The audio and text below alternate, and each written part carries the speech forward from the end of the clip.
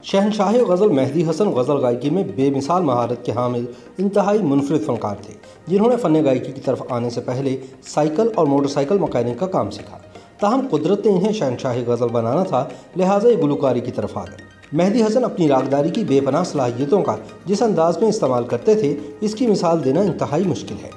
18 जुलाई सन 1927 को भारतीय रियासत राजस्थान के जिला जोधपुर के एक छोटे से गांव लूना में पैदा होने वाले बच्चे के बारे में कोई नहीं जानता था कि ये एक दिन आसमानी गायकी का बड़ा सितारा बनेगा। मेहदी हसन खान ने बचपन से ही गायकी की तरबियत अपने वालिद उस्ताद अजीम खान और चचा उस्ताद इस्माइल खान से हासिल करना शुरू कर दी थी।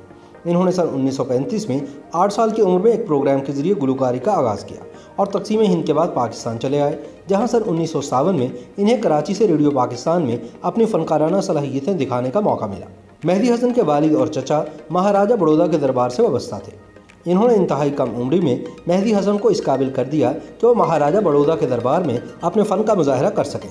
मेहदी हसन के फ़न को निखारने में इनके भाई गुलाम कादिर ने भी अहम किरदार अदा किया, जो लखनऊ की मौसीकी की मुमताज़ दरसगाह के फारिगुल तहसील थे और इसी बाइस पंडित कहलाते थे। क़याम पाकिस्तान के बाद मेहदी हसन और पंडित गुलाम कादिर लाहौर चले आए, जहां पहले इन्होंने फिल्मी सनत में कदम जमाने की कोशिश की, मगर खातिर खा कामयाबी ना मिलने के बायस ये चीचा वतनी चले गए, जहां इन्हें साइकिलों की मुरम्मत का काम भी करना पड़ा। फिर इन्होंने सक्खर के एक मैकेनिक से कारों को ठीक करने का हुनर सीखा। मेहदी हसन पेट पालने के लिए गाड़ियों के मैकेनिक का काम तो कर ही रहे थे, मगर मौसीकी से इनका लगाव जुनून की हद तक बरकरार था। उसी ज़माने में इन्होंने रेडियो पाकिस्तान कराची में मौसीकी के प्रोग्रामों के हुसूल के लिए ऑडिशन दिया। इसके बाद इन्हें गाहे बगाहे रेडियो पाकिस्तान बुलाया जाने लगा और साथ ही साथ ये शादी ब्याह और ऐसे ही दूसरे प्रोग्रामों में अपनी गायकी का जादू जगाने लगे। इन प्रोग्रामों में वो ज़्यादातर तलत महमूद के गाने सुनाया करते थे। ऐसी ही शादी की एक तकरीब थी जहाँ मेहदी हसन की मुलाकात हिदायतकार रफ़ीक अनवर से हुई। रफ़ीक अनवर को इनकी गायकी बहुत पसंद आई और इन्होंने मेहदी हसन को अपनी फिल्म शिकार में गाना गाने की दावत दी। मेहदी हसन ने यह दावत फ़ौरन कबूल कर ली और कराची आकर 4 नगमात की रिकॉर्डिंग करवा दी।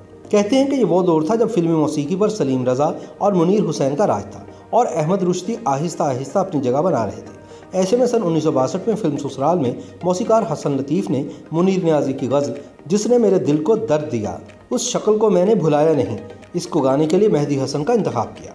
मेहदी हसन इस इंतखाब पर पूरे उतरे और इस नगमे ने पूरे पाकिस्तान में धूम मचा दी। इस अवामी मकबूलियत ने मेहदी हसन पर फिल्मी सनत के दरवाजे खोल दिए, जिसके बाद इन्होंने पलट कर नहीं देखा।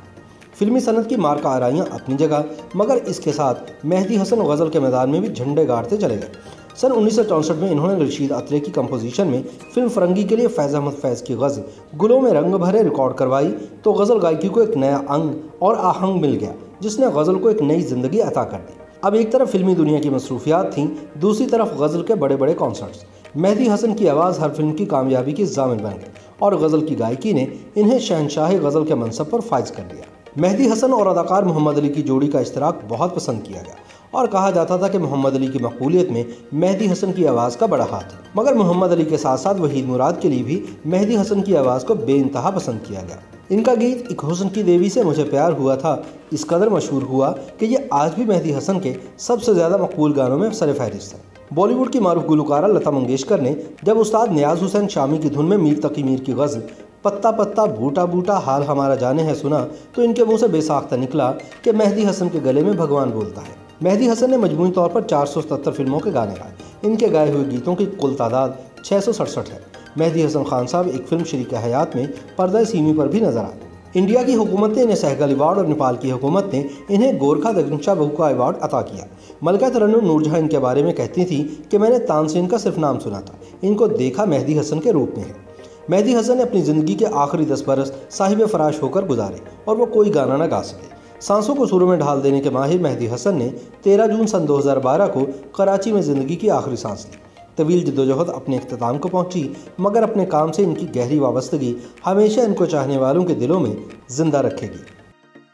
YouTube पर गूगली न्यूज देखने के लिए youtube.com की सर्च बार में गूगली न्यूज टीवी टाइप करें। गूगली न्यूज के पेज पर सुर्ख रंग के सब्सक्रिप्शन वाले बटन पर क्लिक करना ना भूलिए। YouTube पेज पर अपलोड होने वाली वीडियोस से बाखबर रहने के लिए बेल आइकन पर क्लिक कीजिए। आपको हर नई वीडियो के बारे में नोटिफिकेशन मौसूल हो जाएगा।